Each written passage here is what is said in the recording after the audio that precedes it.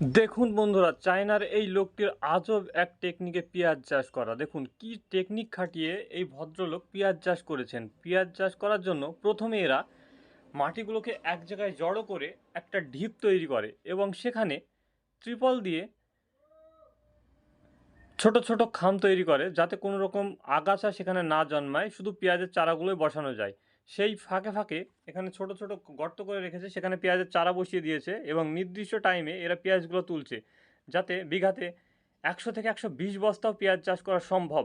এই টেকনিক খাটিয়ে আপনি চাইলেও 100 থেকে 120 বস্তা পেঁয়াজ চাষ করতে পারেন। যারা আমাদের গ্রামের চাষিরা রয়েছেন তারা অবশ্যই এই ভিডিওটা দেখবেন। এখানে কি টেকনিক খাটিয়ে দেখুন কি অসাধারণ অপূর্ব দৃশ্য, সঙ্গে সঙ্গে পেঁয়াজ তোলা এবং কাটা এবং প্যাকিং সব কিছু একই সঙ্গে হয়ে যায়। এদের টেকনিকটা দেখুন। আমরা গ্রামে কি করি, পেঁয়াজ চাষ করার সঙ্গে সঙ্গে আমরা সেই পেঁয়াজটাকে একটা নির্দিষ্ট টাইমে তুলে ট্রাক্টরে করে মানে ট্রাক্টরে করে লোড করে বাড়ি নিয়ে আসি এবং বাড়ি নিয়ে আসার পরে সেগুলোকে কাটা হয়, কাটার পরে প্যাকিং করা হয়। কিন্তু এখানে না, এই ভদ্রলোক সঙ্গে সঙ্গে তুলছেন এবং সঙ্গে সঙ্গে কাটছেন এবং কাটার পরে প্যাকিং করে নিচ্ছেন।